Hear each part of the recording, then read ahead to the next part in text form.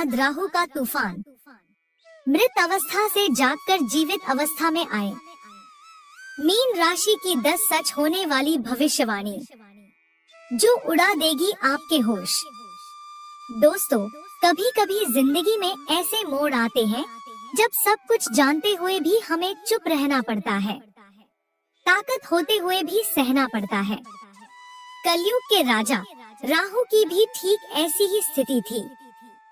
ये ग्रह जो हमेशा साम्राज्य का प्रतीक माना जाता है, वो भी अब तक अपने असली साम्राज्य तक नहीं पहुंच पाया था।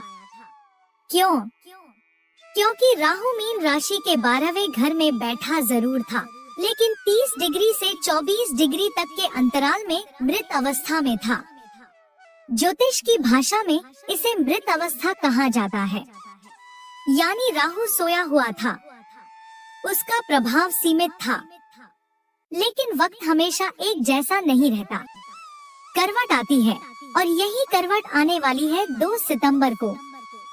इस दिन राहु मृत अवस्था से बाहर निकलकर जागृत हो जाएगा, यानी वो शक्ति जो अब तक सोई हुई थी अब प्रचंड रूप में सक्रिय होने वाली है। और ये सक्रियता कोई साधारण नहीं, बल्कि इतनी प्रबल होगी कि 2026 तक के पूरे समय की नींव इसी 2025 में रखी जाएगी। ये समय होगा परिवर्तन का, साम्राज्य के विस्तार का, एक ऐसे दौर का जो आपके जीवन को हिलाकर रख देगा। क्योंकि राहु है ही ऐसा ग्रह। बाकी सभी ग्रह सिर्फ हवा के झोंके की तरह होते हैं, लेकिन राहु तो तूफान है। और ये तूफान आपके जीवन को कहां तक ले जाएगा, यही हम समझेंगे। सबसे पहले देखते हैं राहु का स्थान। ये बैठा है आपके 12वें भाव में। और 12वां भाव क्या होता है? विदेश, निवेश और खर्चों का। यही वह स्थान है जहां 11 नंबर की राशि भी मौजूद है। यानी अगर आपका सपना है कि आपका करियर विदेश की धरती पर चमके, तो ये समय आपके लिए गोल्डन पीरियड है। जो लोग पहले से विदेश में हैं, उनके लिए ये और भी शुभ साबित होगा। इतना ही नहीं, 12वां भाव निवेश का भाव माना जाता है। और राहु से बड़ा निवेशक कौन? ये राहु ही है जो बड़े निवेश के अवसर देगा। ये समय आपके लिए एक बड़ी फाइनेंशियल मूवमेंट का होगा। और राहु की जो 3 दृष्टियां हैं, वो आपके जीवन में गजब के सकारात्मक बदलाव लाने जा रही हैं। तो तैयार रहिए, क्योंकि ये राहु अब सोने वाला नहीं, ये जग चुका है और ये तूफान लाने वाला है आपके जीवन में। तो अब आइए दोस्तों, बिना देरी किए हुए जानते हैं राहु के जीवित अवस्था में आने की वो 10 बड़ी सच होने वाली भविष्यवाणी। लेकिन वीडियो को आगे बढ़ाने से पहले कमेंट बॉक्स में सच्चे मन से लिखिए जय महाकाल, हर हर महादेव। और वीडियो को एक लाइक कर वीडियो को हाइप जरूर करें। दोस्तों, चैनल पर नए हैं तो चैनल को सब्सक्राइब कर लें। पहली भविष्यवाणी। मीन राशि वालों सुनिए ध्यान से, आपकी पहली बड़ी भविष्यवाणी क्या कहती है। बात करते हैं राहु की 3 शक्तिशाली दृष्टियों की। राहु जब जागृत होता है तो सिर्फ अपनी स्थिति से नहीं, बल्कि अपनी दृष्टियों से भी जीवन में बड़े बदलाव लाता है। सबसे पहले ये जान लीजिए, राहु की पहली दृष्टि यानी 5वीं दृष्टि जा रही है आपके 4th भाव पर। दूसरी 7वीं दृष्टि पड़ेगी आपके 6ठे भाव पर। और तीसरी सबसे गहरी 9वीं दृष्टि पहुंचेगी 8वें घर पर। अब सवाल है, इन 3 दृष्टियों का आपके जीवन पर असर क्या होगा? आइए समझते हैं। सबसे पहले 4th भाव पर राहु की दृष्टि। ये घर प्रॉपर्टी और सुख सुविधाओं का भाव है। और जब राहु अपनी शक्ति यहाँ डालता है तो परिवर्तन निश्चित होता है। जो लोग लंबे समय से स्थान परिवर्तन का इंतजार कर रहे थे, जो लोग किसी कारण अटके हुए थे, अब बाधा हटेगी। राहु आपकी राह आसान करेगा। अगर आप नया घर बनाना चाहते हैं, जमीन जायदाद खरीदना चाहते हैं या गाड़ी लेने का सपना देख रहे हैं, तो समझ लीजिए ये वही समय है। क्योंकि 2 सितंबर से लेकर अगले पूरे साल तक यह राहु की दृष्टि आपके लिए सबसे बड़ा सपोर्ट सिस्टम बनेगी। यह सिर्फ मौका नहीं है, यह भाग्य का संकेत है। दूसरी भविष्यवाणी। दोस्तों, बात करते हैं सबसे बड़ी भविष्यवाणी की। अब आती है राहु की दूसरी शक्तिशाली दृष्टि, 7वीं दृष्टि, जो सीधे जा रही है 6ठे भाव पर। और दोस्तों, यह कोई साधारण भाव नहीं है। यह भाव है आपकी नौकरी, आपका काम, आपकी मेहनत का घर।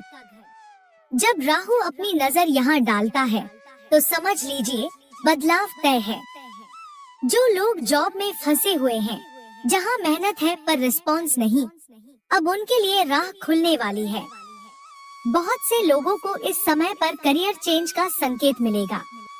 यह बदलाव सिर्फ मजबूरी में नहीं होगा, बल्कि आपको वहाँ ले जाएगा जहाँ आपका असली मुकाम है, जहाँ आप अपनी ताकत को पहचान पाएंगे। और हाँ, 6ठा भाव सिर्फ नौकरी का नहीं, बल्कि शत्रु और रोग का भी भाव है। तो जिन लोगों के जीवन में छुपे हुए दुश्मन हैं, जो आपको रोकने की कोशिश कर रहे हैं, जो बिना वजह आपकी टांग खींचते हैं, राहु का यह समय उनकी सारी चालों को नाकाम कर देगा। आप जीतेंगे। अब बात करते हैं स्वास्थ्य की। अगर लंबे समय से किसी रोग से परेशान हैं, बार बार डॉक्टर बदलने के बावजूद राहत नहीं मिली, तो राहु का यह समय आपको उस परेशानी से बाहर निकालने का दरवाजा दिखाएगा। यह ग्रहण का असर, वह इलाज, वह रास्ता सामने लाएगा जिसकी आपको तलाश थी। और दोस्तों, 6ठा भाव लोन और कर्ज से भी जुड़ा है।